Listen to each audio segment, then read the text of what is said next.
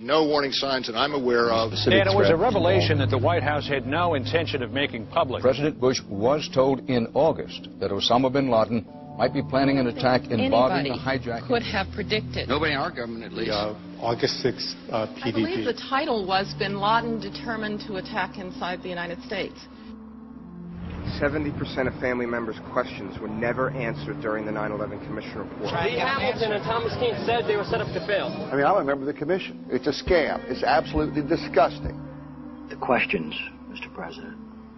The questions. Building 7 ablaze at the moment and apparently getting ready to collapse. Building 7, freefall collapse. Well, no, there's number 7 coming down. The excitement and the fun that people get watching an old building being demolished, and they wired very carefully for days, and it's a very careful operation. Third time today.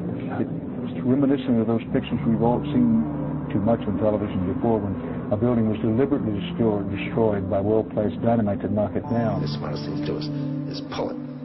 And they made that decision to pull. And then we watched the building collapse. Jane, what more can you tell us about the Salomon Brothers building and its collapse? Well, only really what you already know. Details are very, very sketchy. We are getting information now that one of the other buildings, Building 7 in the World Trade Center complex, is on fire and has either collapsed or is collapsing. The Pentagon. Vanishing airplane. My close-up inspection, there's no evidence of a plane having crashed anywhere near the Pentagon. The only site is the actual site of the building that's crashed in, and as I said, the only pieces left that you can see are small enough that you could pick up in your hand. There are no large tail sections, wing sections, a fuselage, nothing like that anywhere around, which would indicate that the entire plane crashed into the side of the Pentagon. Firefighters and police describing explosions. A lot of them.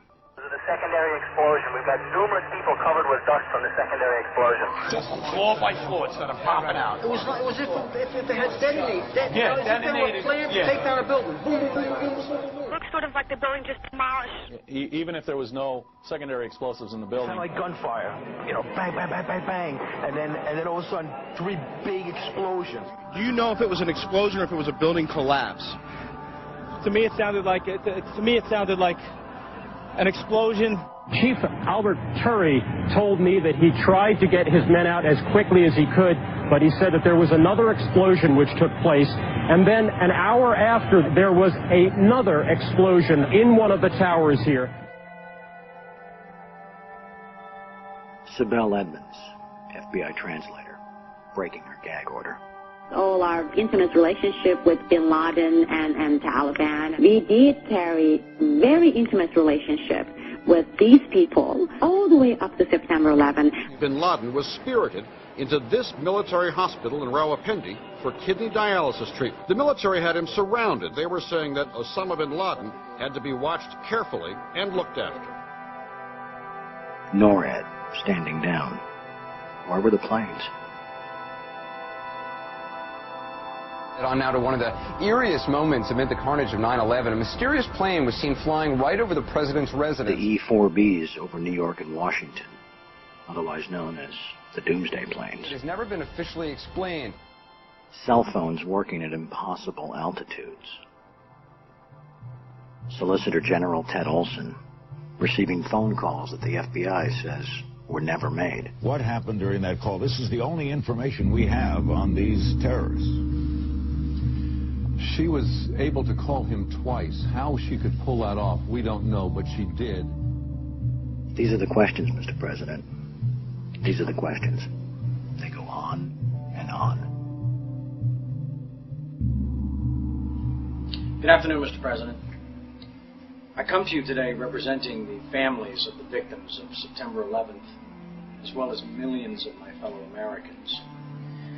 Hopefully by now you've had a chance to read my letter to you, 20 Minutes with the President, and if not, at least had its contents brought to your attention. We have questions, Mr. President. Lots of questions. A lot of them are detailed in my letter, but trust me, there are hundreds of more questions. As my letter chronicles, sir, The 9/11 Commission itself says they were lied to, deceived, and essentially prevented from carrying out a real investigation. People of the United States and the world demand the truth, sir. We have to continuously ask questions. That's what a patriot does. That's what a true American does. We ask questions. You, sir, have the power as well as the responsibility to initiate a truly independent congressional investigation into the events of 9/11 as well as its aftermath. We want our country back, Mr. President. Therefore, I'm not just calling on you and your team. I'm calling on each and every American citizen to wake up, stand up, and demand the truth. We're counting on you, Mr. President. Be on the right side of history.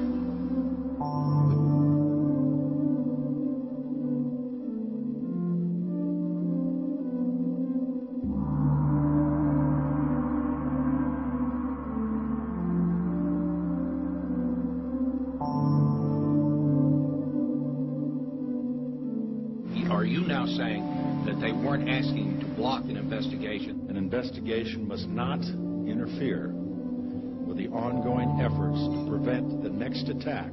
Senator Tom Daschle said last week that you called him several times and urged him not to investigate the events of September 11th. Tom's wrong. He has, I think, in this case, let's say a misinterpretation.